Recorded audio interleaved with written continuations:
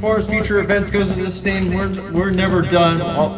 As they come up, we'll see what we can do, but probably gonna hold off for now because. But the next big step literally is coming. I think I've said too much at this rate. I've probably shown too much, but we were gonna save that for a future.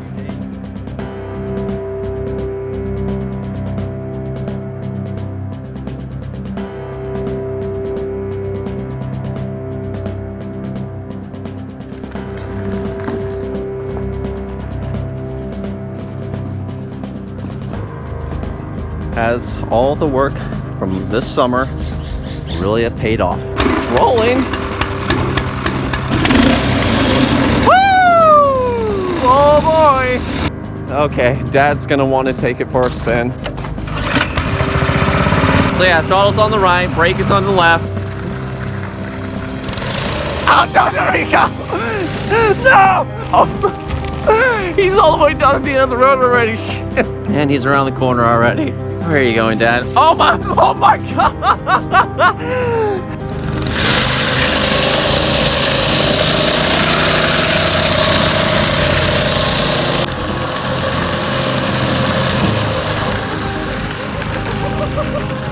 Oh, dude, like a glove! Yeah! Dude, you just gave me a rear brake. Nice job. Easy.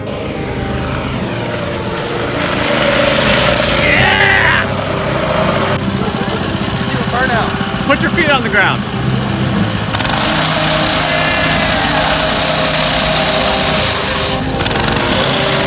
This is it, people. A moment of truth. Neighbors, please forgive me.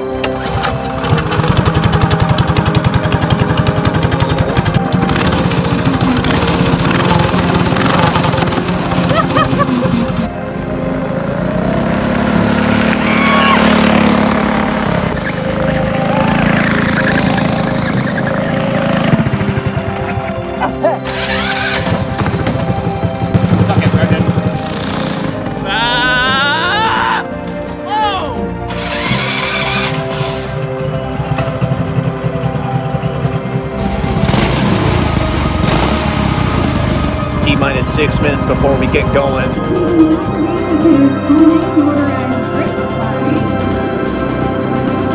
Thank you, Mormon, Oregon! Woo-hoo-hoo!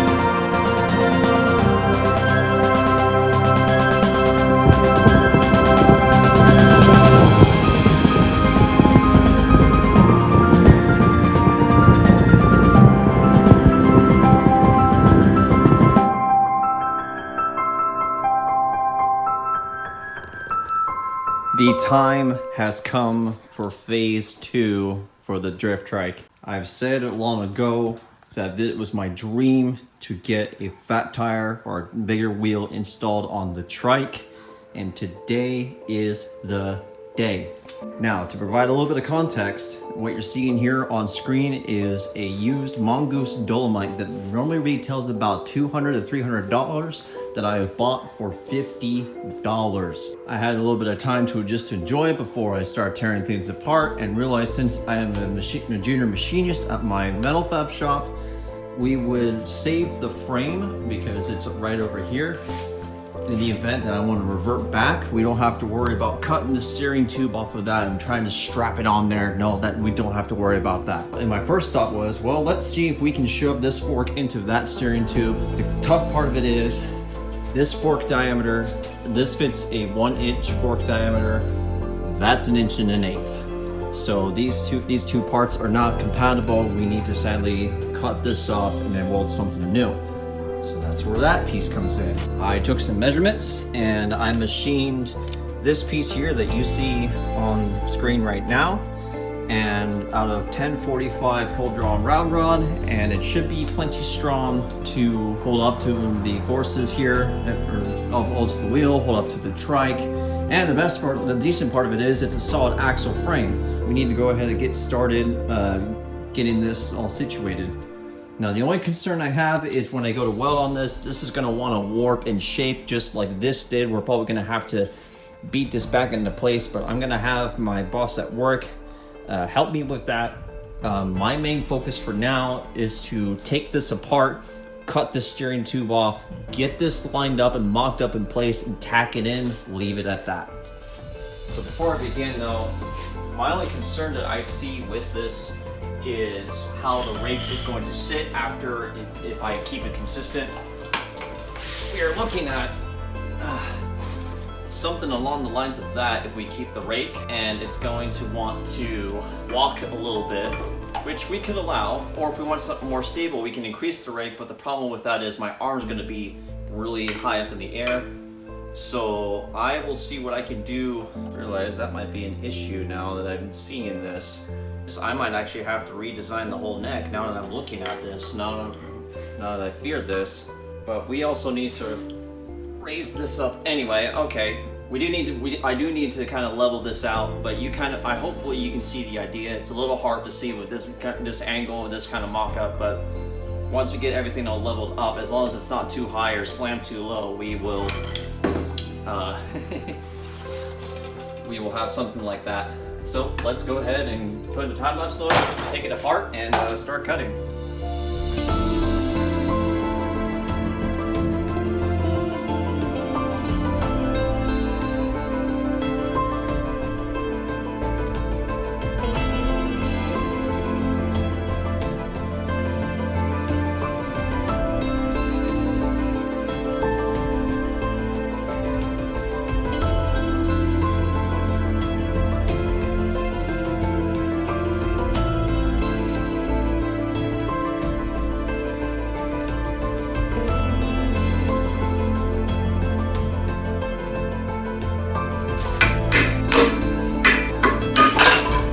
Goes. No more of that. Now let's clean it up. The damage has been done. There is no way we're going back at this rate, especially as you probably saw me pounding and cutting on this. Yeah, this is what we had to deal with even before I even knocked this off. From what I can remember, when we were welding this on for good, the welder that we used, or my old coworker and I used, wanted to burn holes through this because this is just a thin piece of tube, and I remember we had to cool it down and make sure we bend it back in place. And who knows, we're probably gonna have to do the same thing with that piece there, but I'm only gonna just mock it up and see if everything's gonna line up the way I want, and then tack it in place, and then leave it to my boss and I to do the rest from there. Okay, I have it loosely mocked up. It's being held by that angle magnet there, or magnet, but oh my gosh. This is some serious throwback. We can start with that. The only issue after that is I'm gonna have to cut this so that this can fit flush, tack it in place, gust it up there to support it up top, but it's a long boy now at this rate. Curious if I can get on it. Oh my gosh. It's probably not gonna let me. I have two 2x4s to make this on a level, make this back at the level plane that it was. Real careful about it.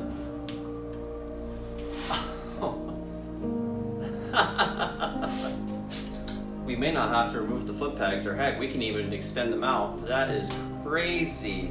We've got plenty of tire on the ground. But no, we just have to make sure it's all centered up and it's not welded on crooked. And then what I want to do after that is spin the handlebars around, so now it's up here as opposed to being up here. This handlebar might impede into my legs, but that's where we can extend our legs, cut off these foot pegs, and allow for this. Oh, this is just ridiculous. But this is a start, and this is ridiculous. Okay, I took a few minutes to actually take a step back to think this through, walked away, had some food, and I did a little bit more mocking up. I'm not gonna tack this in right now because, as you can probably see, my steering tube doesn't line up where I want it to optimally be, and we're gonna have to be doing a redesign anyway, which it's totally okay. For what I've had for the last few years was fantastic for the other setup. This is what I ideally wanted, and to be up there with the other fat tire designs. We have, based off of setting, you know, the iPhone utilities, the low level here, on this plane here, we're looking at about a 40-degree rake. Now, if I recall correctly from my past research, when I originally designed this, high 30s, low 40-degree rake is about what you want to be. And I think this would be about perfect. We've always flipped the handlebars around, and this is actually at a very comfortable reach. I really like this as it is. But as I just said, the neck is now going to have to be redesigned, and I also want to extend the foot pegs out because I'm performing a little bit of a leg arch here, sitting on that, as you probably saw in the past clip. I'm going to go ahead and remove the seat. I'm going to go ahead and also cut off the peg, take some measurements, and I think here in a little bit I will be taking this to a water jet, and we are basically going to be doing like basically what I had from one of my older designs for this frame. I had 2 strips going up like an S here, and then flat bar to kind of form into shape. Old company I used to work for was a bit complicated. That's why I went with a square tubing design. But now that I have better experience and we're in design work and we have access to a water jet, what I want to do is tie it in the base where the frame is here, where it meets up with our axle runouts here. I want it to tie in there like with 90 degree there, and then we're gonna have it come out, and then we're gonna have it swan up, touch into the tube, and then we can incorporate some side panels where it gussets into this, and then we can use a strip top and bottom to form it into shape, make it work, and the sky's the limit from there. I mean, hell, we can integrate a couple of holes down the road for a key switch and a push button start, or you know, something better than this little flabby bracket here that I use for our light switch, which I'm not knocking that. That's for what I knew in the past, it works, but now having better experience in design work and stuff, we gotta take the opportunity while we still can, because there's a lot of improvement for this. There's a lot of improvement for other projects there. Yeah, let's go ahead and get these cut off. Let's go ahead and get this seat undone. Maybe get the battery out of the way, because there's also something else that might fit into this episode here too. I'm not too sure yet, but I want to give you guys just an idea of what else is to come. I've knocked it in the past, but we got ourselves a disc brake as well, a mechanical disc brake setup, not a hydraulic disc brake. I want to get this mounted on the driver's side next to the chain here, sitting about right here. If I mount it to the other side, we're gonna have more torsional stresses and bends on the axle. On this side, it's gonna be wanting to pull, even though there's a lot of force from the torque of the motor on this side here. So if we keep them relatively together, we can mitigate that stress. Heck, even put another bearing in the center here will also help. And as far as mounting it goes, we can make it a bolt-on system. I'm gonna have to clean this up so this can slide into here a little bit better. But with the holes here, we can put 2 bolts to this, if not tap this, and design some kind of bracket. This part can become bolt on, bolt off for maintenance purposes, but we have a fixed bracket that's welded onto here, that's folded and bent up and tied into the frame here or here or here. Granted, we'll have to relocate this really big battery that I had to swap out.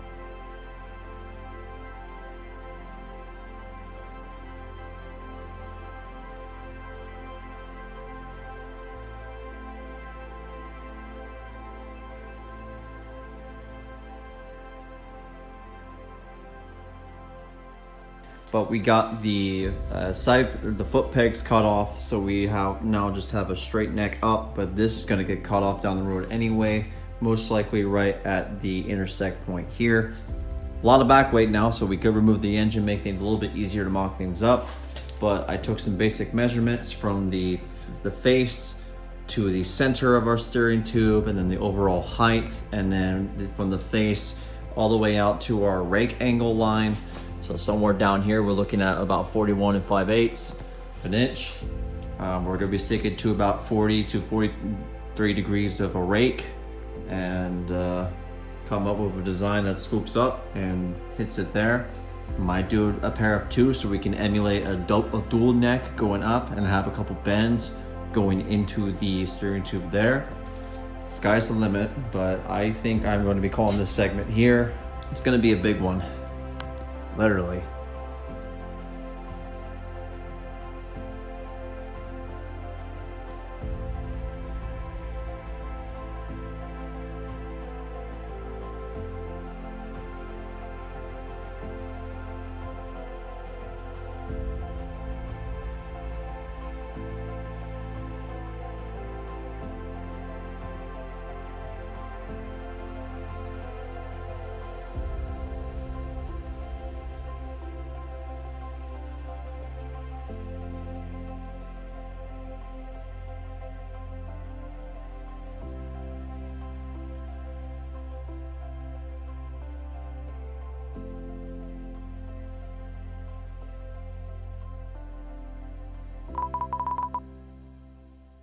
Now it's time to move forward and start fabbing up the real stuff as opposed to like getting everything mocked up, measured, and designed.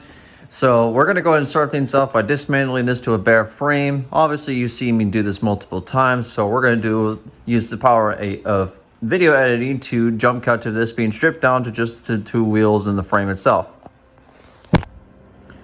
And there you have it. She is all stripped down, ready to go, and ready for the next major step in fabbing all these together. You also might notice that I also installed the disc brake ready to go for the trike, and I think we have a very straight shot. You'll also notice the battery tray is gone because, well, I cut it up, smacked it off with a hammer, and then ground the surface smooth top and bottom, just so I can prove a point that we should, in theory, if I can just to prove a point, that we should, in theory, just be able to slap that right there. But yeah, so this is about what we're going to be doing for the mount for the disc brake, which works very well in my favor. The lever arm will be pivoting this way, so that way it will pull, it will squish the brakes, and I can get this all set up and tuned the way I want to. It's easy access, and instead of welding this bracket onto the frame, which I have an easy spot to do right the underside there, which might be a small pain in the bum, what I want to do is get a bracket that will sit where the battery used to sit here, and it goes up, and then you get two 5/16 bolts that will go through this hole with a nut welded on the other side.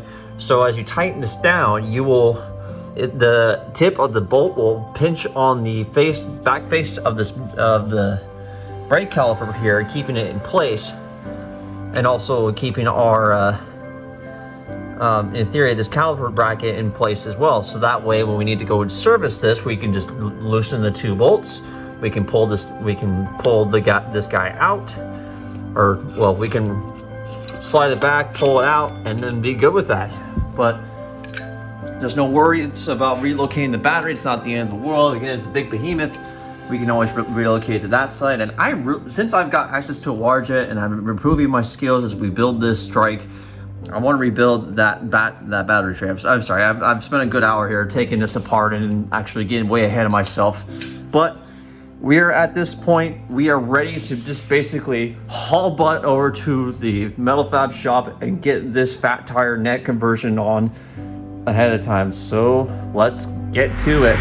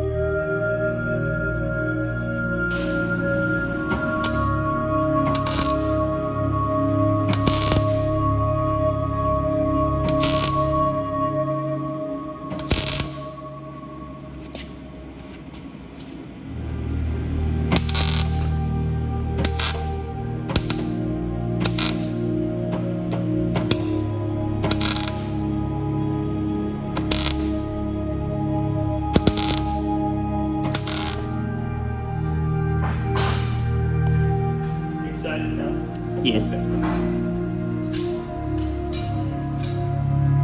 So you still got first try.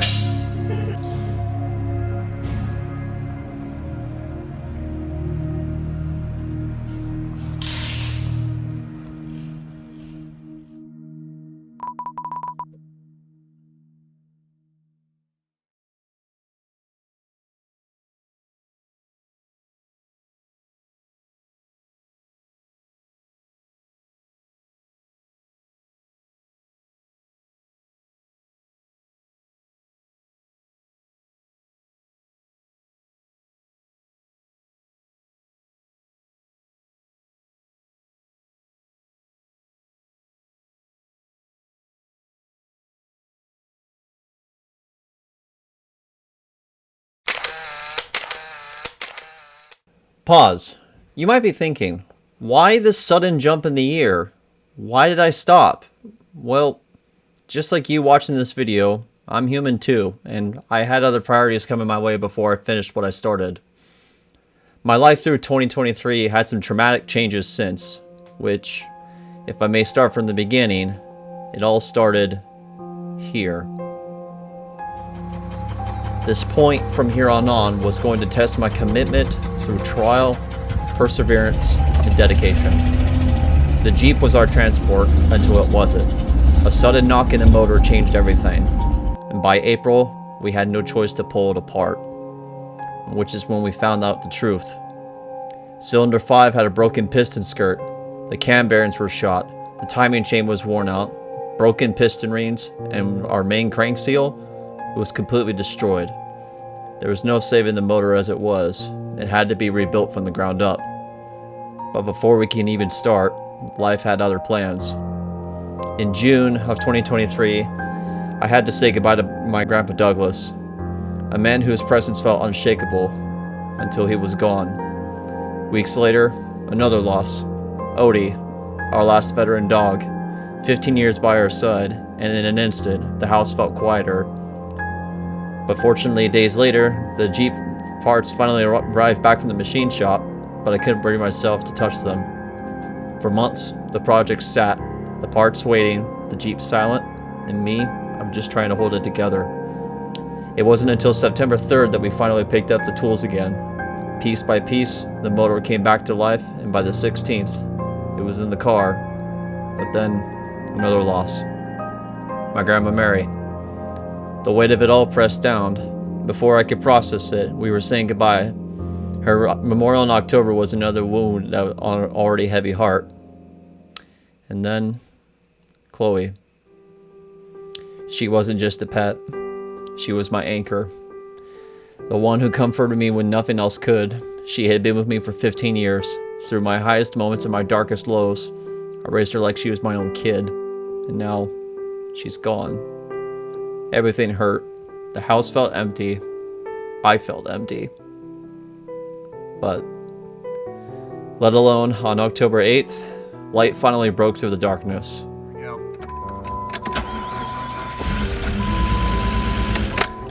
It runs. Holy shit! That sound, steady, strong, alive, was nothing more than just engine running again. It was proof that even after everything, things still could be rebuilt. That even after lost, I could still keep moving forward. Months passed, life kept moving. Like the tide, relentless, pulling me forward whether I was ready or not. And by March, I turned 25. A reminder that time doesn't wait. This birthday was different, however. I spent it with some of my closest friends. People that I first met online years ago, who became more than just usernames on a screen. They became family. We built countless memories together, and now we just added another. And then I made another decision, a step forward in my life. I needed a space to create, a place to bring my ideas to life. So I built it. But that's a story for another time. If you want to see what's next, make sure to subscribe. You won't want to miss what's coming. So now, here we are, a year later. A year that was lost, but it was a year that was lived. A year that has shaped me in ways I have never expected. So now, it's time to move forward again. Okay, it is another session, another season. It's been a long while. How are you guys doing? So, A lot has happened. It is currently May of 2024. We've got our disc brake, mechanical disc brake, all set up here, lined up. The caliper fits on here, and I've got a piece that will help pull the cable. I got this battery tray tacked on and fitted in place here. But what's new, I finally rolled this. I've got this out of the shop here as a roller for the first time, thanks to this. This was holding me back this entire time because I wasn't sure what I wanted to do. So I did the old-fashioned way. I marked out where my bend starts and where it ends, and I started doing cuts every 1.5 inches. But then, since it wouldn't bend easily, or I needed more of a radius, I went and split the distance in between, got closer to where I want, tacked these on my little rosette holes right here to start. They are a little loose, but that's okay. All that matters is I can fit my leg on there and actually roll this down, and this thing is a boat. My goal at the minute is to get the actual foot peg welded on there, get all this cleaned up and welded up. And I also need to shorten these down because my first rosette weld hits, but I'm missing on my second one. But that's just because with this thing, what I ended up doing is I kept it all one piece, and then I split it right down the middle, but there's like an extra couple inches on each side, which is no big deal, but I've got room to work with. And what's really nice is the clearance between the wheel and said rod. That's at least 4 or so inches right there. No effect whatsoever. Now you're probably wondering what this piece is right here. I saw this on the Facebook Marketplace, Trike, that was for sale at one point. The guy had a whole bunch of holes and cosmetics in his frame, and it gave me the idea to create this as a little attachment here. A little extra strength reinforcement. Not really needed, but it's just for the cosmetics. This is our, main support right here, and the same thing with this guy that's welded in here as well. But the idea is that it will get stitched on right there, dead center. I'm holding it crooked, but that's just picture it there in the center. And then in that little hole there, we're gonna have some we're gonna have some round rod that kind of runs parallel here and butts up into our foot peg. And then I'm gonna have another piece possibly right here. Well, actually, it's demonstrating these 3D printed parts. I kind of glued them together where I ran out of space on the print bed. But essentially, one piece will be something like that, bumping up against our foot peg. And then the other one is this guy right here, and there's one that matches on the other side. It's gonna do something along the lines of this. More along the lines of something like that. But we may get to that later because I don't have the proper equipment to roll my hot rolled round rod right there, 1/2 inch diameter. But we'll see about that.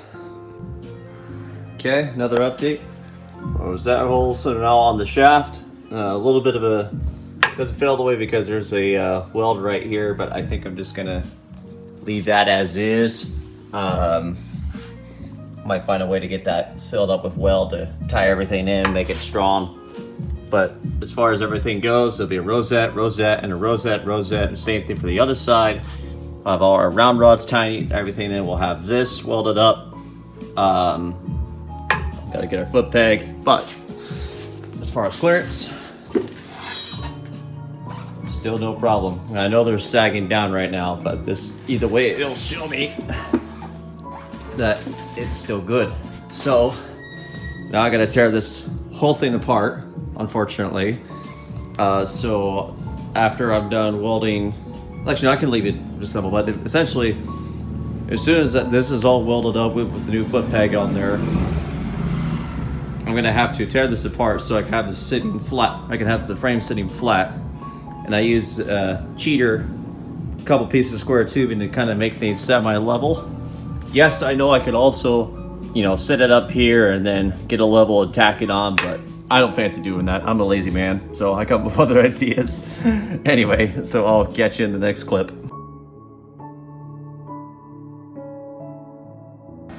Got them tacked.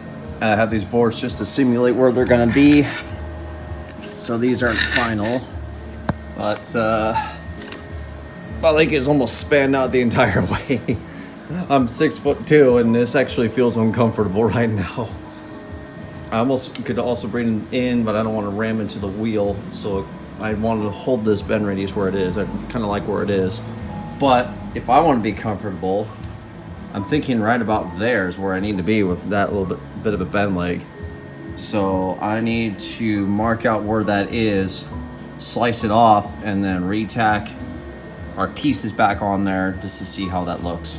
Yeah, the way, it's hard to see and understand this on camera, but the way that my knee is now contorted and feels a lot more better than stretched out like that, because that's where it was originally. I cut off at least 1 7/8 inches worth of material on this pipe here, but I think I am very happy with that. I feel a little bit more comfortable. I still should clear, and it looks like I do. I mean, not that I'm going to be turning at this angle or anything. It's going to be more like that at the max. But that is a lot better. And another thing I just realized, though, if I go with the outer bar here, my foot's going to be arched up like this, and that does not feel right. I thought I didn't think about that, and I don't know if I'm going to be able to put this in. I mean, if anything, we can have the hoop come behind our foot, so our foot has somewhere to rest on, but it comes around and just avoids my what do you call it? My foot on the left-hand side and meets up with the face of this pipe here.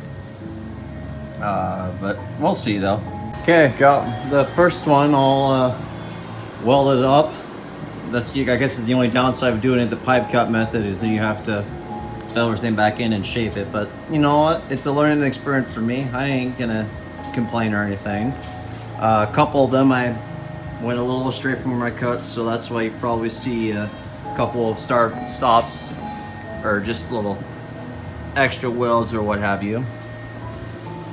I'm loving this welder though. I haven't even actually shown you this, but Dad gave me this for a Christmas present, birthday present, whatchamacallit, and I recently finally got a gas setup for it too. I'm running a 75-25 Stargun mix, regulated at about 20 CFM, 03 wire, mild steel wire. There's my settings. Love this machine, so good stuff. Okay, all cleaned up like it never even happened. Feels really nice. Couple little high and low spots here, but you won't be able to tell from a far glance. I think I did a pretty fantastic job on it now. And I might just opt for put them on as they are, or as the trike sits without disassembling. I think I can get it. I've got a flat level spot on the neck right there that I can use as a reference and then get these plucked on there. Oh yeah, we did it. So it's all welded out. I've only got it tacked in the rosette holes just for now because something's telling me that when I go to tie in the little lower stiffener, or basically this piece here, just in case something is off, I can always make adjustments without fully welding it. I'm not too worried about like fully welding it out right now, but I gotta show you this. I'm gonna try to show you this. That feels really comfy as it is. This is perfect. My legs I got a small little bend to my knees. My feet are comfortable close to the ground. I can always move them as necessary. And yeah, I don't know what else to say really because I'm pretty speechless right now. Dreams finally come true. Now there's other things I gotta try to do before I start disassembling this and welding this out more. But I want to try to move on to a potential new seat candidate for this. Now, nothing wrong with the seat. It's been a great seat, but it's got its wear and tear, and I'm looking for a new look. But to start off, I salvaged this from my dad. Basically, it's like a log holder or wood holder or something like that. And I'm thinking it's got the nice preformed profile to be a nice back hoop for this seat. What I also had to do is I took it, set on the board. I had it stand on it a couple times to try to bring the radius inside. But another seat candidate I want to try is this universal motorcycle seat I got off of Amazon here. If I remember, I'll leave a link in the description. Still finicky, or still contemplating like what I want to do. I'm not sure if I'm sold yet on the seat, but I wanted that kind of low profile look to it, if that makes sense, instead of big and boaty. Even though this kind of hurdles and excuse me, it cradles you better than, well, this would, but this looks cool, you know what I mean? Okay, a little update for you. I got this back hoop tacked underneath the frame here, and I'm gonna probably fully weld it out and cut that loose. But actually, no, I need to double check with the seat. But anyway, regarding this guy here, I sat in it and it's manageable, but there's also some springs I gotta find a way to hook up here, and then tie it into the frame here. I'm thinking about leaving these here just in case I decide to go back, but that way I can unbolt this, off comes this. This would stay here, but I don't think it would be in the way in any way, shape, or form. It would just sit there and it'll know that, you know, you had a cafe racer style seat sitting here. What's nice about it though is there's some adjustability in here. This is all the way back, so if we had some slightly shorter riders, we can pull this up, we can loosen these up, and then we can push this down, and in theory it would shoot the seat that way. Now I know what you guys are thinking, this is going to be uncomfortable, and yes, I agree. As bony, stiff, and not full of fat as I am, I need to figure out a way to get some kind of padding on here, get that sorted out, and then make this a little bit more comfortable. But I kind of like this profile here, to think about it.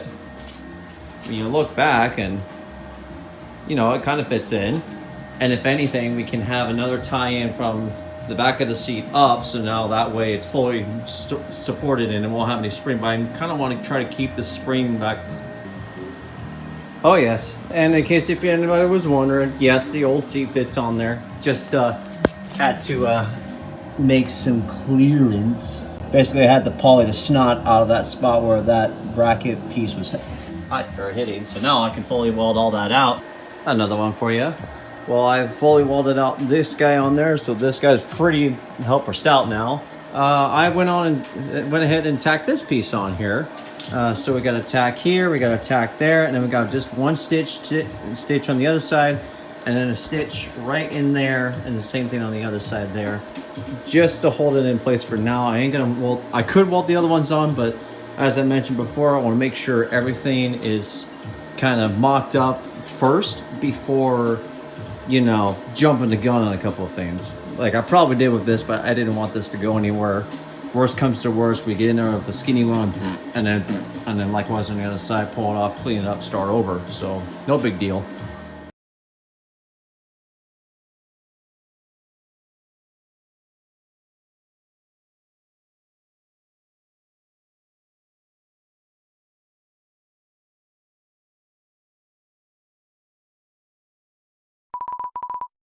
Okay, so it's a new day. My mind's refreshed. Still going to be thinking on this for a while, but I'm starting to lean towards liking it. But I've got something else to add to this on order. So while we're waiting for that, I need to focus on the other side of things here, the powertrain to the system. Now, got the Predator 212 electric start working no problem before it was disassembled apart. Now, whether or not it's gonna run, different story, because it's been sitting there for a little over a year now. Bottom line is we're going to be overhauling the entire electronics wiring diagram. I've got this wiring diagram that I drew up here, but if you pause the video, don't quote me on this whole setup because I do not know if it is correct. I'm going to have to, basically what I'm looking at doing is adding on a mixture of adding on to and modifying our current setup, and trying to explain what is going on here is going to be a nightmare. So it's better for me to visually tell you what's going to be happening behind the scenes. So we have our charging coil set up, and somewhere in there there's a diode and a fuse and a circuit breaker that I want to leave unharmed. We'll keep that in the circuit so that way we can use our starter motor if the battery's hooked up, and that's working fine. But rather than our key switch start that we have, I want to convert over to an ignition push button start. Now, the idea with that is that we'll have power coming into the key. This is going to be basically our master key switch. If this isn't in the on position, nothing is going to work. So theoretically, we turn the key on. That'll give us a signal out to this engine start switch I got off of Amazon. Links in the description. You push the button, you start the motor. That shebang is done. Now the other way it will go out to is to our conventional light switch we have on there, which will toggle our front headlights and our rear tail lights that we have. No sweat. Additionally, I'm gonna try to see if I can get this tachometer hooked up. This is a standard diesel tach that people would use on their diesel trucks, tractors, what have you. And coming out of this, there is a red for like the positive, a black for the ground, and this lime green is our signal. Now, odds are good because this thing doesn't have an alternator. We're gonna be using the charging coil, if not the ignition coil, for a signal. And then I got to figure out how we're going to wire this thing in here, because this is basically what controls into our little light bulb that illuminates this. My guess is it's going to go to the same switch that powers the lights, but we'll figure that out as we go. So I'm going to just kind of jerry-rig a little circuitry setup just to make sure the concept works. Took a lot of poles, but she's running at least. Praise the Lord, the key switch still works. Okay. All right, now to figure out what did what. I've been reverse engineering things and figuring things out, making sense of what's going on. I've got everything labeled, so it's somewhat of a failsafe. I have an understanding of what was going on, and I have taken apart that key switch box, so all that's left is just the main key switch itself, with its on, if it's off, it's ground, its ignition state, and then the electronic start signal. Got them labeled just in case I ever want to revert back for some oddball reason. For the time being, I don't see that happening. And then I got my wires loosened up so I can actually start somewhat jerry-rigging some stuff together, see if I can get this engine to run again on an experimental setup here. Okay, so it is a new day. My mind's a fresh. TLDR, basically this switch was not going to work for my needs, because trying to replace what we have with a 4-pin versus a 2-pin here doesn't work out for what I was looking for. Essentially what has been happening in my troubleshooting is when this was in the on position, you can have power to your starter motor and everything else, your lights, but there would be no spark going to the motor. But then you have this in the off position, there's spark in the motor, you won't have power to everything else. So I bought these sets. I bought a 2-pack of these keys that have a 4-pin connection that's actually meant for like a certain dirt bike, a couple things, but what I'm after is all these wires here. So essentially you've got a lead, like a 12 volt in with this red wire, a black, which is the signal out for the 12 volt, and then this other green wire, and then a striped black and white wire will carry your spark kill switch here. So to kind of explain the roughness of this, positive of the battery goes out to our starter post, carries a hot out towards our lights, our heads and tails, and then all that's grounded on the frame later on. But then it also carries a hot out towards our circuit breaker that was in our electronic start box through this wire here. And then this guy goes out, or it splits off into like a diode and what have you. No, the diode comes in. Either way, oh, here it is, right here. So this comes out from the starter, loops around. There's our diode and our fuse, and it also comes out to our circuit breaker. Charge coil meets up with that so we don't blow any fuses whatsoever. When the key is in the on position, we have a signal coming out to this blue wire here to our push button start. We can push the button and engages the relay on the solenoid and starts the engine, as I will try to demonstrate here. If I hit the start button,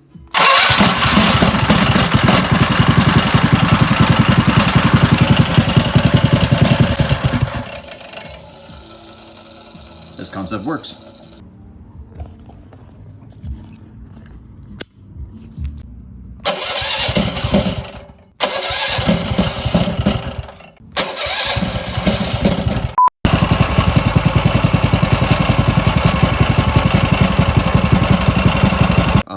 all I had to do was run the red wire coming out of it into my lead where I get power from my key switch here, and run the ground to ground.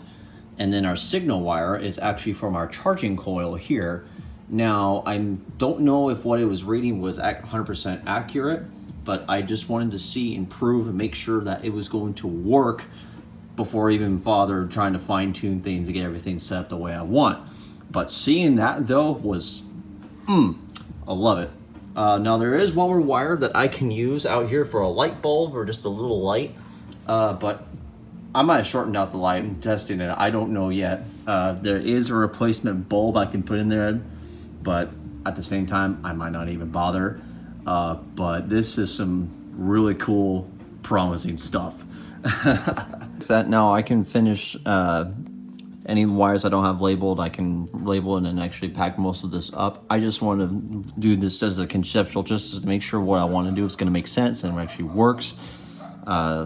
See that I've got all my parts that yes, it does work, or no, we need to do something different.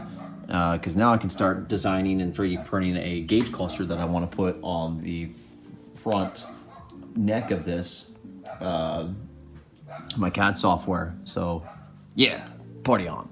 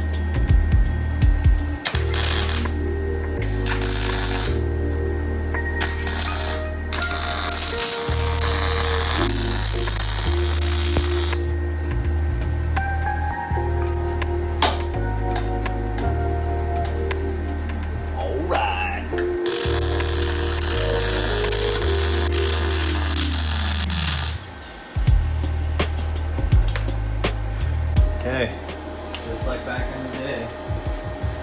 Now it's official. Yeah, this is very comfy.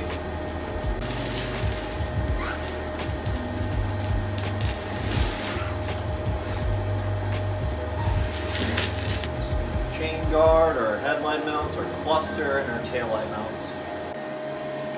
Okay, here, let me turn off this welder for a second. So this next project here has been awesome to get set up.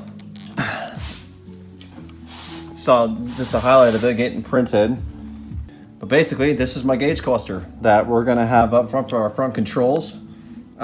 We have this diesel tachometer we bought off Amazon, and because we have a charging coil in our motor, we can use that to get a signal for our tachometer. This may or may not be accurate. There is a method to adjust this as necessary. I may not adjust it yet. We have the conventional bicycle speedometer, sadly in kilometers per hour. Can't really find one that's in miles per hour without custom making one. That's for a later date. We have a two-way key toggle switch. Oh, it's moving the cluster. Okay. We have a two-way key toggle switch here that will control like the master power for everything here. Our push button start, and then a two-way toggle switch for our head and tail lights you will see later. These are placeholders for other switches, but we're going to cap these off. These are a little circuit breaker from the electric start box, salvaged. Pretty freaking sweet, honestly. And all the wires come out the bottom here. We may 3D print a grommet just to kind of secure that hole. But we've got an assortment of automotive plugs. This is for our signal to our motor from the ignition coil. This is our battery input and also our charging cord input and also our starter out. Basically what starts the motor. And then this will control our lights here. And then this is our signal wires for our speedometer. The green is the one in particular, the black is the ground. To locate the top two slots first and then get the bottom ones afterwards. That should be hopefully the only time we need that. Oh, it's a big clunk, and it's for a reason because the tachometer is so huge.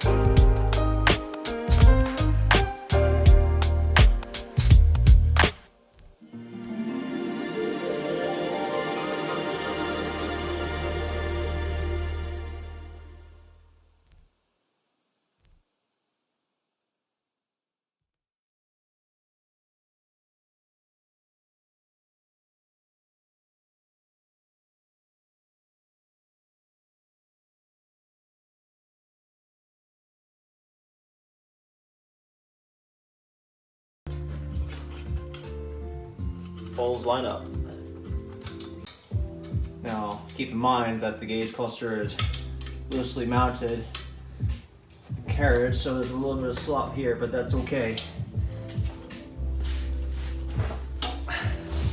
Because that is honestly badass.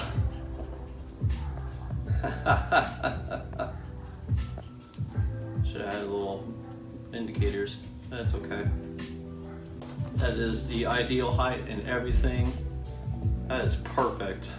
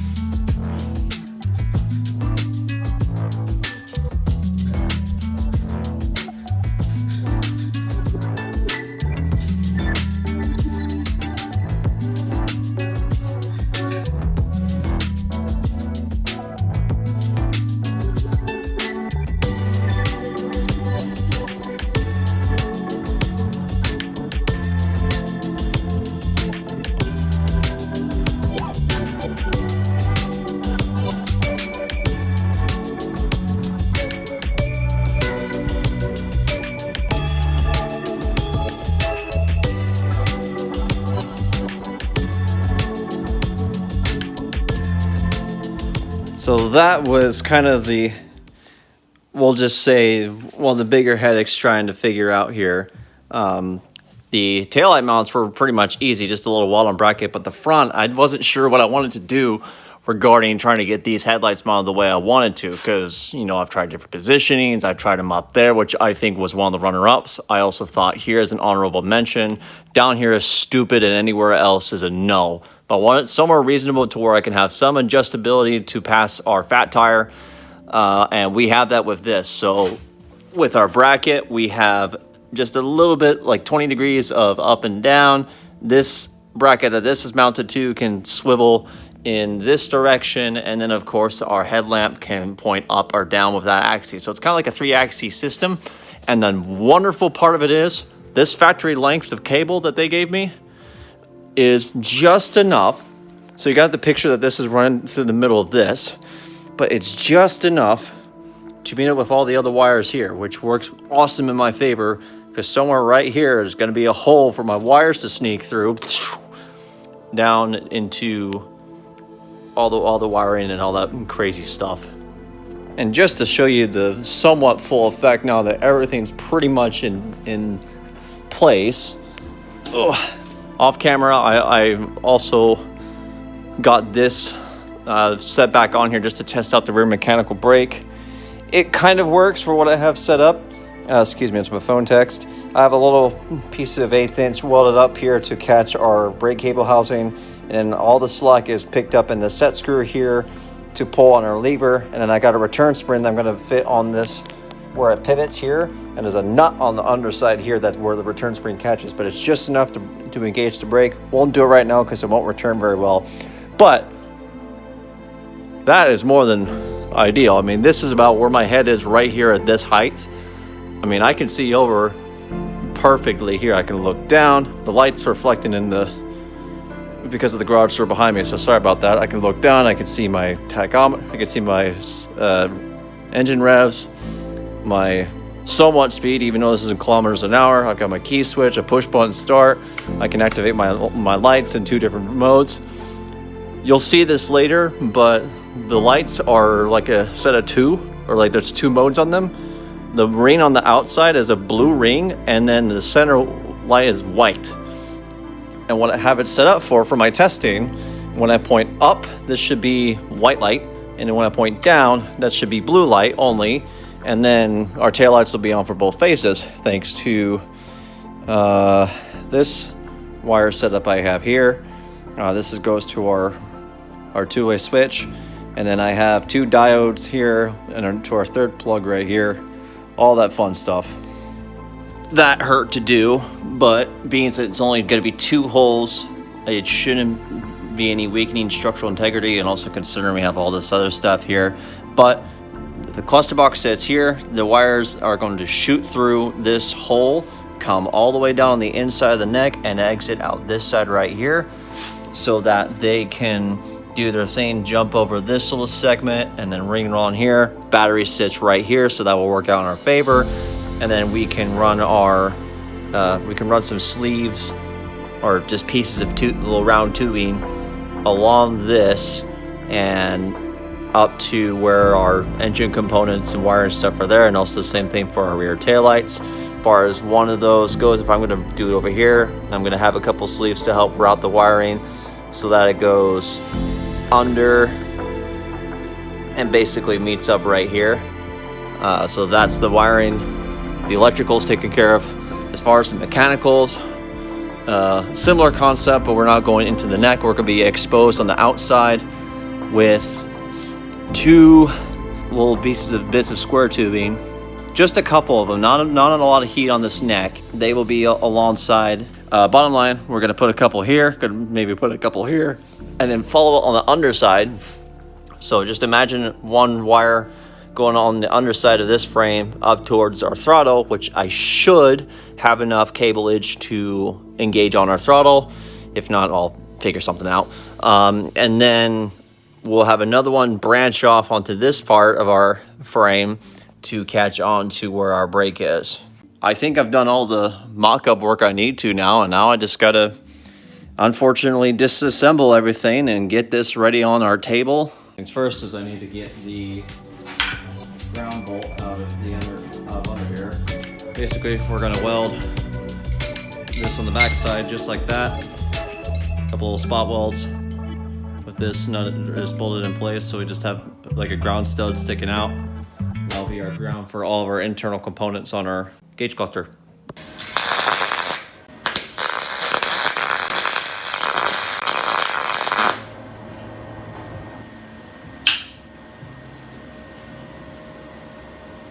It's not meant to be perfect, but I mean, you're not going to see that, honestly.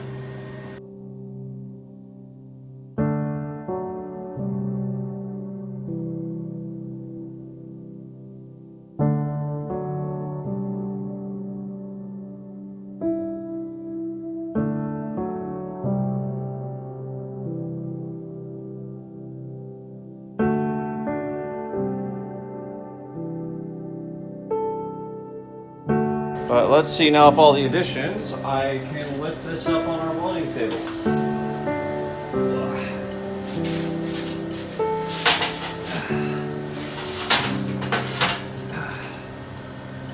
Woo! Yes.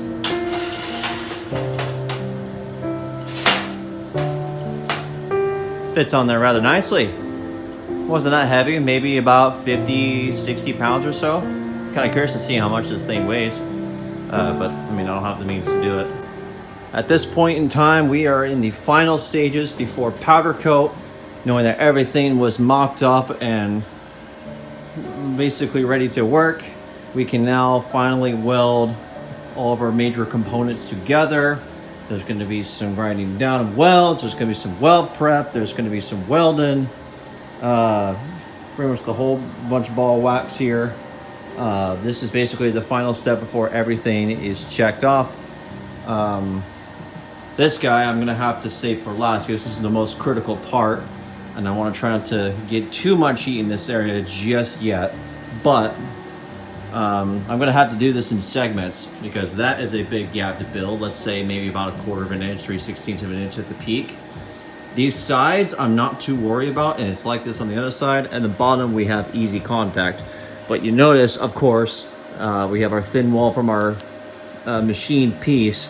I really would hate to see something warp here. I may or may not weld this. I don't know just yet. I might leave that alone or really save that for last.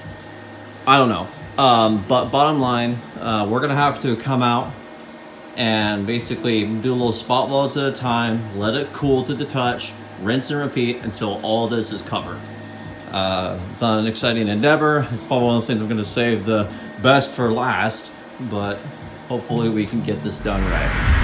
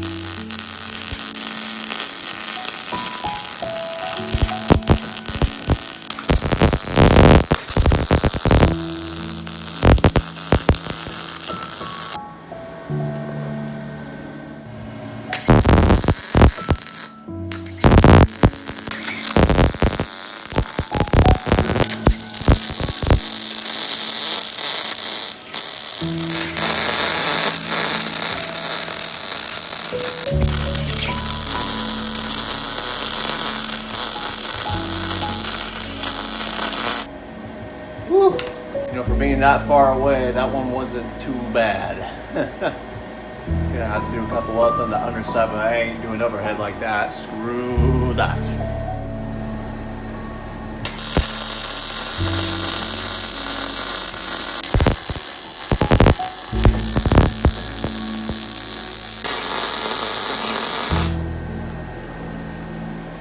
Sorry, Northwest Check. I'm taking this one now.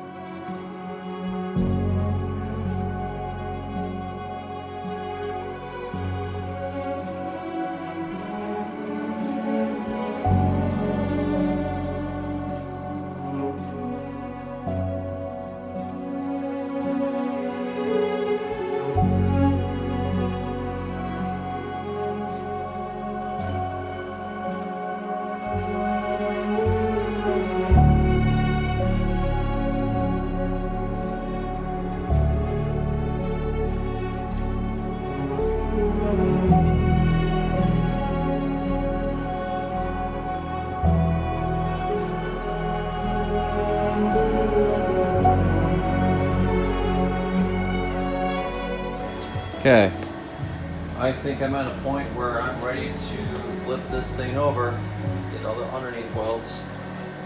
We are good to go for a flip.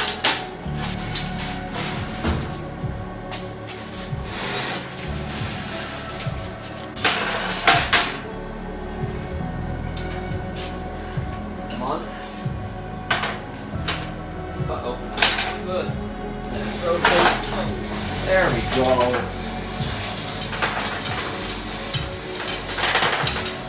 I gotta hit it. There we go. That's what I wanted.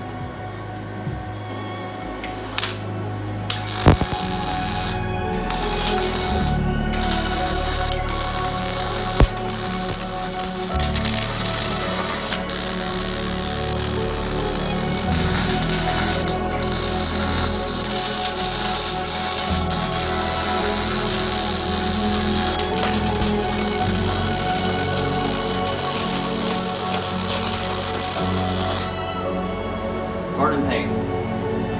But that was a decent beat actually.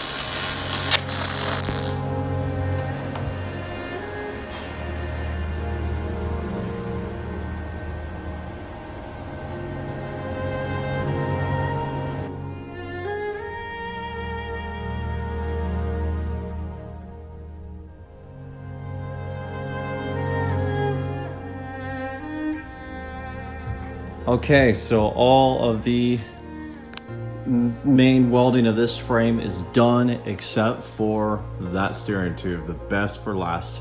I've got my little bits of square tubing for our gas and brake setup. I have for the throttle. For the gas and brake, there's one about here and then one here. It's going to come around on the underside. I've got one this way going towards the throttle, so that will come up and into this section here and then go just under the axle into the motor.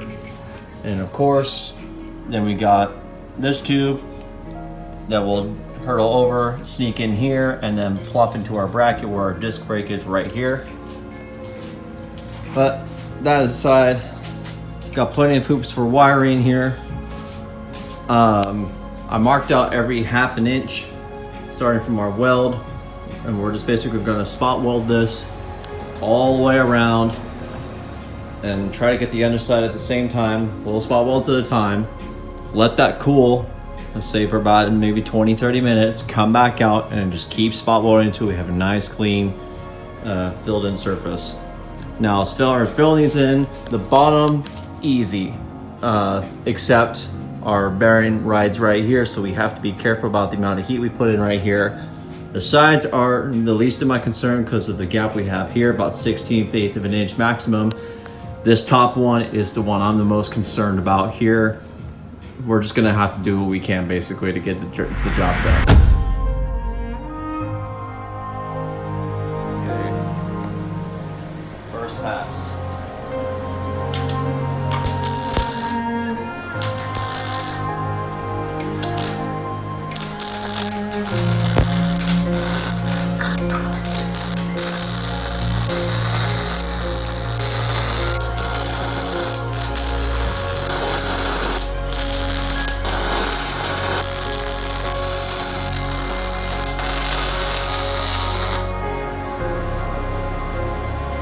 Okay, that's round one. Now I gotta let it cool. Second pass.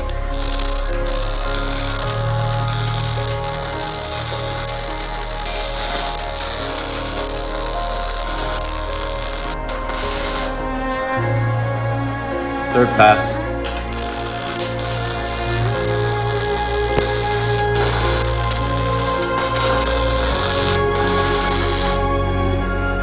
Fourth pass.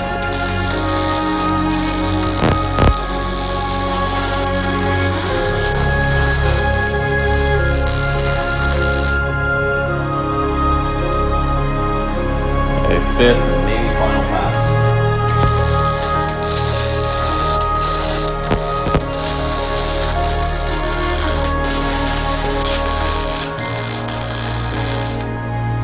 All right, and 5 passes later, we got it. Now, okay, I'll be the first to admit and say it ain't the prettiest. Okay, being that I don't know really how to explain myself on this one. Being that it's been an eternity just to get an at-home gas welder set up for about 6 years now, and being a metal fabricator in we'll just say training or evolving, learning for the last 2.5 years of working at the current places I do and also on this project. I've got a long way to go. That's just my 2 cents. So any pointers to actually help with some of these would be much appreciated. But yeah, I mean, this side's okay. Top side's all right. But anyway, now that should be hopefully the last weld. It's a confirmation off camera just a second ago. I took the wheels, shoved it up the hole, and thankfully we still fit with no problems. Takes a little bit to get up there, but that's also because I'm going in crooked, so it just needs a little bit just to walk up there. But that's it.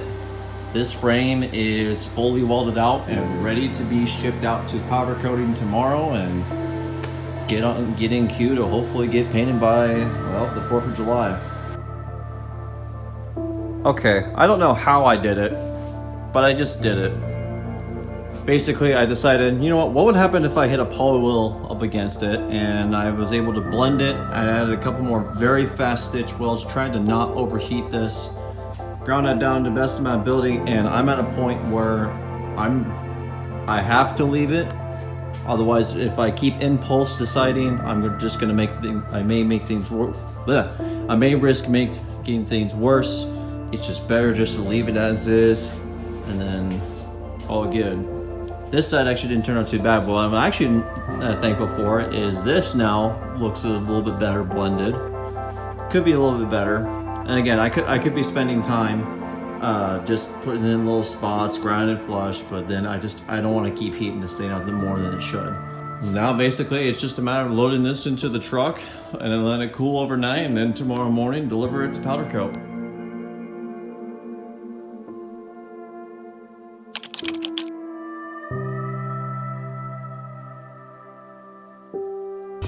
I can see it off in the distance.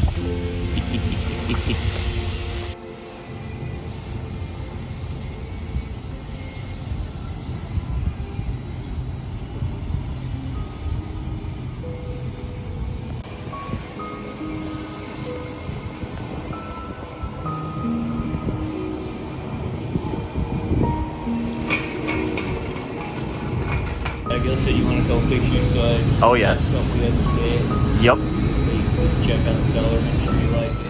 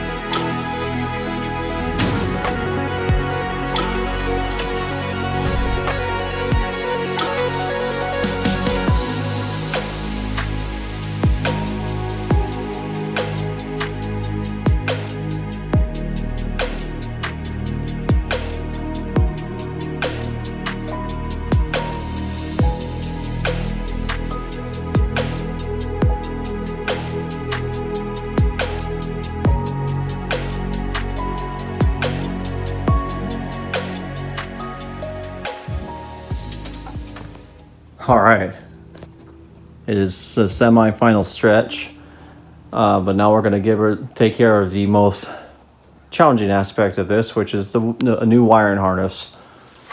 Basically, I got to take all my plugs, route it through my tube, out this side to our battery, and then loop around using my welded cable raceway tube wires to our motor which by the way is just soft mounted. Just the bolts are just sitting there, hand tightened, not going anywhere. And if for some reason I need to check wiring, like say for example, see if I can hit the start button so I don't accidentally start it, I remove my ignition coil, or at least I unplug the spark plug so this thing will not fire over.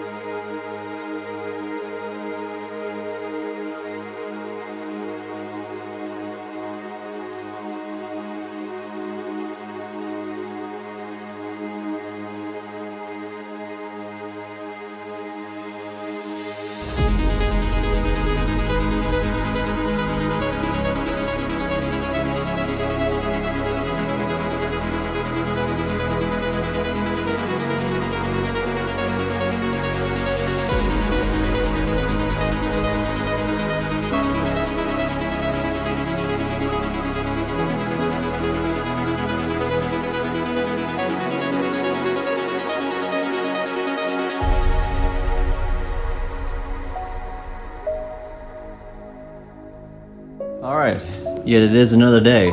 We made some heavy progress. I've got my wiring harness loosely figured out. Now it's just a matter of tightening everything and getting everything soldered and sealed and secured. But I'll take a minute to walk you through the diagram. Maybe I've done already, but if not, I'll do it again. Regardless, so 2 sources of power, 12-volt battery, charging coil on the motor here. Charge coil comes out and has 2 wires coming of it. One of them is a signal for our tachometer, which we'll get to in a minute. And then the other one is a hot wire that's gonna run into the neck and into our bundle of wires here. Similar story with our 12-volt, but instead we're gonna have an inline fuse coming in here, but I was bypassing it for now because I kept popping fuses. I'm gonna need 20 amps going out of this to the least. One hot runs that way towards our switch box or cluster box. The other one goes to a signal post on our starter relay. No sweat. Coming to the box. Nothing is gonna be powered without this key being in the on position here. Engine start button lights up, and that's because it is grounded to the frame. I couldn't hit the button, but the battery is somewhat dead, but I mean, I don't want to keep cranking it over because it's already mostly dead. This also controls our main kill switch, and then that has 4 wires coming out. Two of them control the signal to our ignition coil. One takes an input, the other goes out to ground. The other one takes our signal from our hot, and then it disperses out into our cluster here where it can power our start button, which once I push the button, it sends a signal to our relay starting the motor. It takes another hot wire also to our this three-way switch. So if I flick it on, we have our front headlamps, which are, by the way, grounded onto the frame here. And then we have a wire exporting out back, and I have a bullet splice, so if I need to unplug it, I can, and service anything. But we have our rear taillights. Both of them are grounded to this motor mount post right here with a 3/8 terminal. On a 5/16 bolt, it works fine. But if I go the other way with the switch, same rear taillights, but we also get these blue rings here, which the battery is just about dead, but here, I'll demonstrate that really quick. With the tachometer, you have a positive going into this source. You have a signal wire coming from a charging source or an alternator conventionally, but because we have a charging coil on our 212, we can take that wire I mentioned earlier and feed into our signal, and then there's a ground that's grounded to the frame as well, and also the ground to our battery is hooked up to said ground appropriately. There is also a wire for a light bulb, but I'm not using that, so that's been omitted, but Give it a bit of a rev.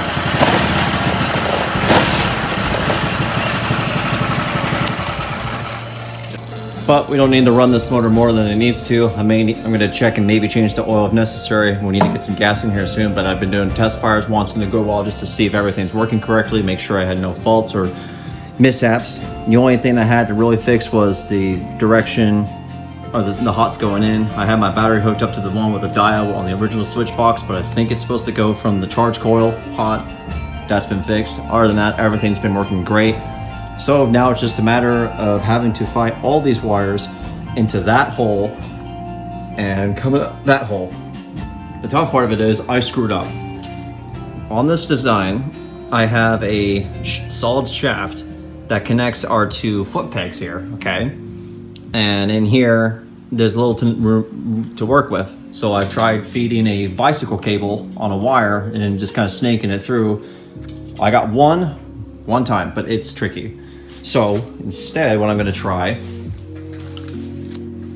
I got some string here. I'm basically going to tie 1 wire at a time, get the string started on the hole, and get a shot back. In theory, plug it into that hole and suck up the string, hopefully pulling the wire through. If I do my part right. So we're going to have to fight with it and see. Worst comes to worst, we're just going to have a wiring harness off to the side until I have time to mess with it later. I refused to put this on camera earlier. I'm sorry because this has been a little bit of a learning curve. But we got our wires here. There I have 8 of them I had to fight with. There's 8 of them right here. That is a start. So I'll break it down really fast. Basically, I tried doing 1 wire at a time with this string tied to the wire. And then when I took my vacuum there to suck it through this hole and then feed them through. I can probably get 2 at best, but then it starts to get all tangled up. So instead, I decided to lay them out in a flat strip using some electrical tape. And I thought 1 wire would do, but nope. I was able to pull 1 wire out of the 8, early started, and thinking, wait, I might be onto something. So I took 5 strains on 5 separate wires, and just kind of pulled my way through, praying it would pull, and sure enough, I got them. I lost a couple of my crimped connections, but I can easily replace them, no sweat.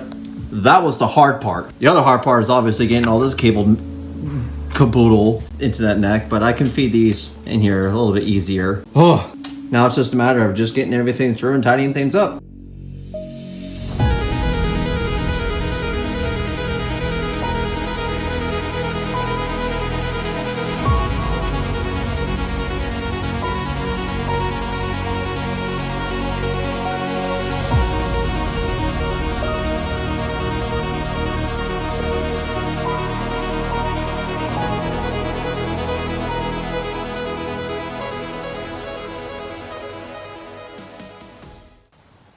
Okay, moment of truth. Everything has been kind of somewhat wired together. Everything's just spliced and twisted, no official solder connections, but just reconnected everything appropriately. So let's see, key on, button is set, headlamps, both front and tail heads. I see both tails, which tells me if I flick this other lever, we have both head and tails, both blue lights. This might not start because of the battery, but we'll see. Okay, figured such. Batteries needs a good charge or just needs to be replaced at this point. That's fine.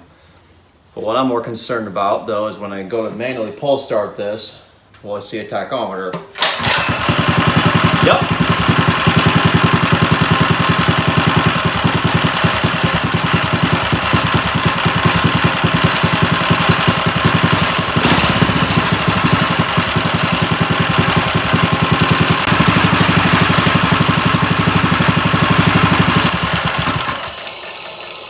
That is fantastic.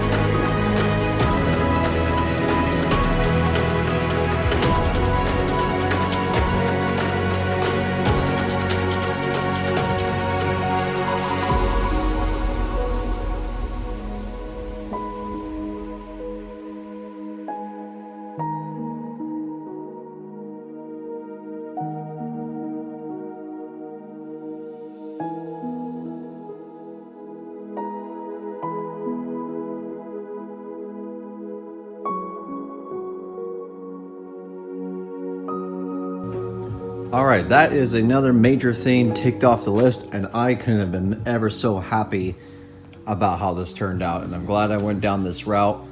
To be fair, it is a lot better than what I had set up earlier regarding zip ties being everywhere, a little bit of a spaghetti wire on with the old battery tray on that side. Everything's all tucked and pre-planned. The exception, one thing that could improve later, one little wire there that might scrape a couple of times, but if need be, we can always re-splice a new wire, have it come all the way up behind the motor or right in between, somewhere away from a heated zone, and then just go straight to our headlamp over there, no sweat. It's all modular system. They're volt splice connectors. They can unplug and get replugged, no problem. Yeah, but now it's just pretty much the home stretch, tightening everything up, getting our seat on here, getting this frame back on the floor on some jacks, getting on our wheels, getting the chain installed. I'm gonna pull the motor and change the oil since it's kind of been sitting and it is a little dirty. Think about getting some fresh or somewhat fresh gas in here. Just add some more gas in here, I don't know. Figure that out. Also wanted to show something else. Picked up some new sleeves. They need to be cleaned up obviously, but Elmer's Irrigation, thank you very much for cutting these sleeves for me. These are a standard 10-inch. It's like a PVC pipe, but not PVC pipe. There's also PIP pipe, but that's not what this is. It's just the standard stuff. A little bit about 3/8 wool. I have a set at about 4 3/4 wide and 4.5 inches wide, just something to play around with. That should get me set for a little while.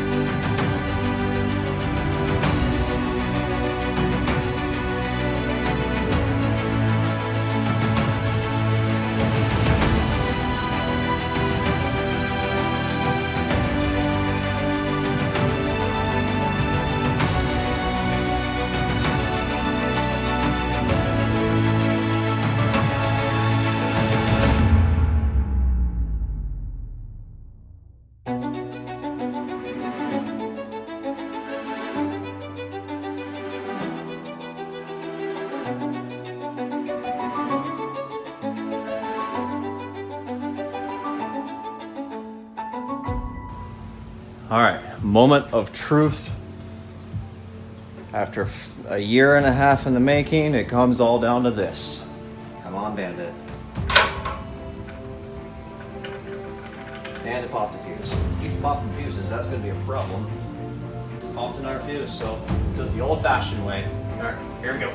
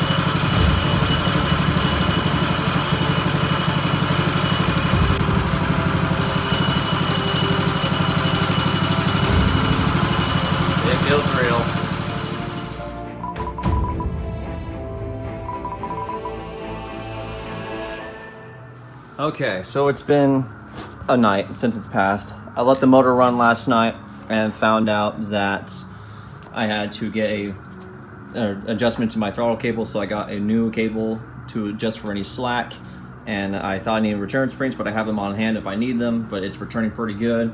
Brakes working okay. We're gonna go on a test run here soon, but regarding the fuse popping issue, it turns out I need to integrate a 4-pin relay between the starter motor and the solenoid to an extent. So here's nothing's basically changed, but with the exception, instead of a hot wire going out to our signal, our relay is now controlling the operation of our starter.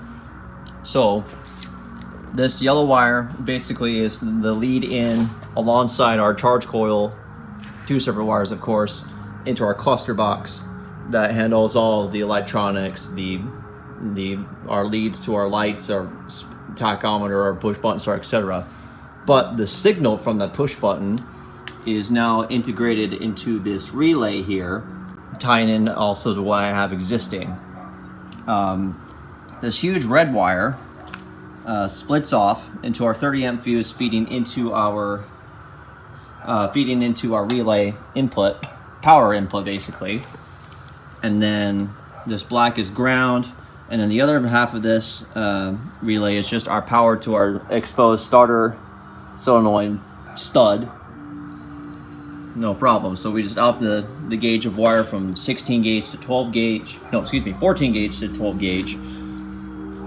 And then our push button comes into 86 on the relay, and then 87 carries it out to our signal on our solenoid here, starting cranking over the motor, not causing overpowered or anything.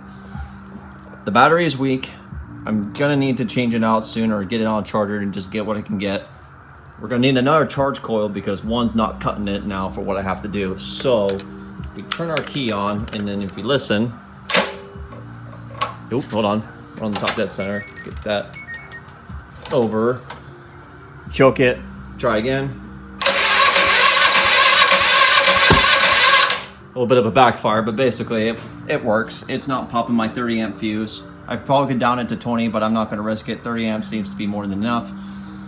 And then lights are working, no sweat, head and tails, yada yada. So yeah, now basically I just need to remanage all this, and yeah.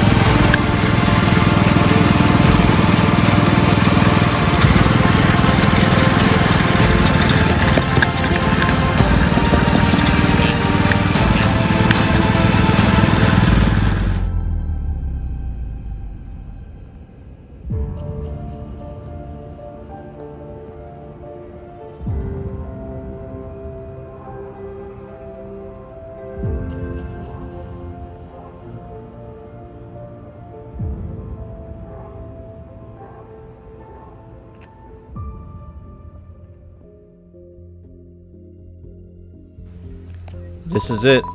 The project is complete, and today it all comes down to this.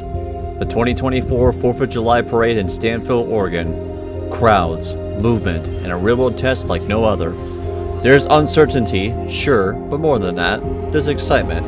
The kind that makes your heart race, that reminds you why you started in the first place. Every hour, every setback, and every breakthrough, it all led to this moment, and I wouldn't want to be anywhere else. I've checked everything over, and everything should work, but until the tires hit the pavement, there's only one way to find out. Yep. Gotta savor the memories. This is Stanfield, Oregon's 4th of July parade, 2024. By the sounds of it, we're getting ready to get going here soon. 10 o'clock parade start time, and I'm just waiting for the crowd to go, which I think they're starting to pull out. Oh, yep, the sirens are going. Now we're getting ready to roll soon. Oh, I should get things started. Battery's dead already. That's just great.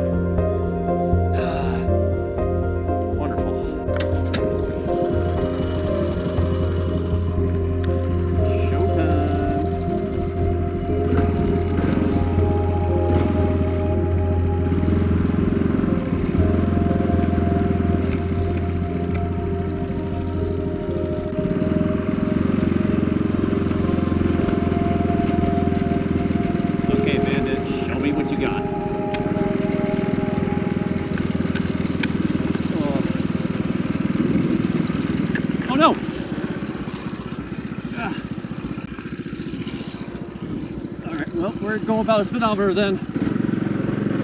Basically lost the glass cover to this. But, little did I know, that would be the least of my problems. Take note in the slack in my throttle cable, and remember that as the parade moves on.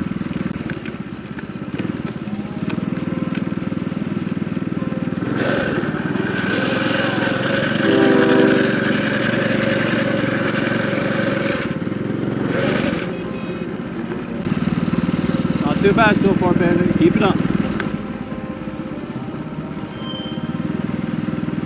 And I'll have full throttle here.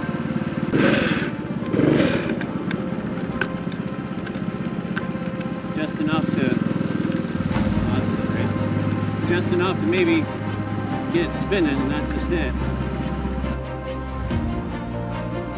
For first impressions, granted I barely had any seat time before this, it didn't take long to realize this thing was a whole different animal. The bigger wheel, the extra grip, it fought back. It took more to get it sideways, but then instincts took over. Like clockwork, it clicked, and that's when everything fell into place.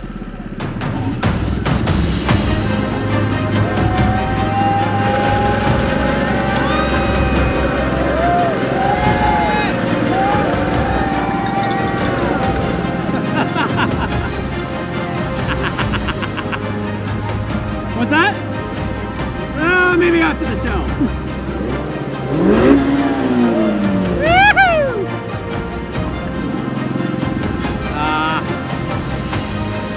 I'm losing my throttle. Can't spin out very well.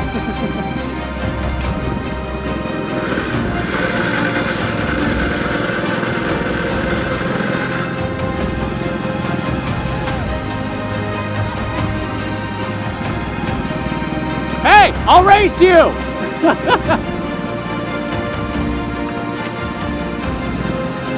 I'll race you. Want to go? So I have a small situation. My throttle's loose. What? I said, well, quit. Yeah. Maybe I'll still run. I'll spin a little bit, but I don't have much left. At this point, we were halfway through the parade route and the problems were getting worse. The throttle cable was slipping, our power was fading, the motor barely engaged the clutch, but it was just enough to keep moving, but not enough to count on. Every turn, every throttle pull, I was fighting it. I'm hoping it would hold together. I was living on a prayer.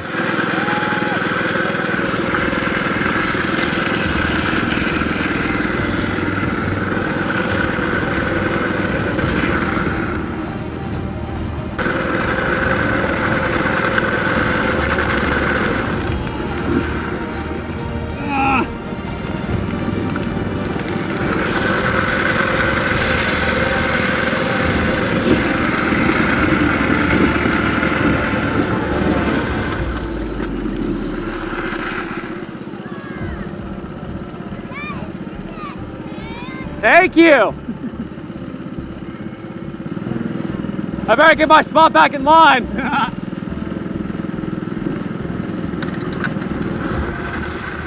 Ah. Ah.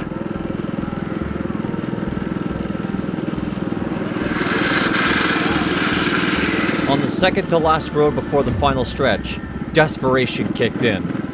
I started using the throttle linkage by hand, anything to get the power that I needed, and it worked. For the moment. Little would I know, something was already in motion, quietly waiting for its turn to strike. That'll work.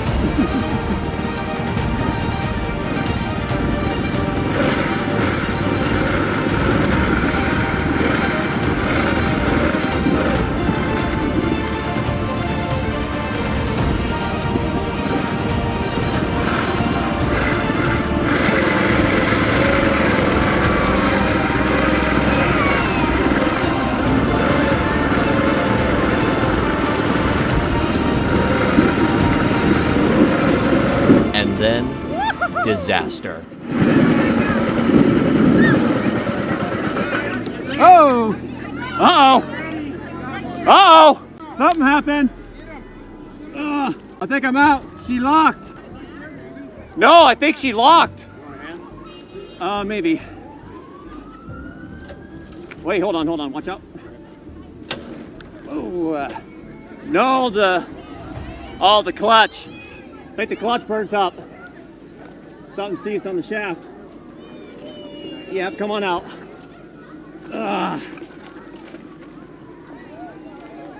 That's the first time. My motor's kind of old and stuff. I think I'm out. I locked up. No, I locked, like mechanically it seized. Oh, no. Get ready. Because I can... Really? Ready. Right behind you. Yeah. Right there. All right, well, that's the end of that.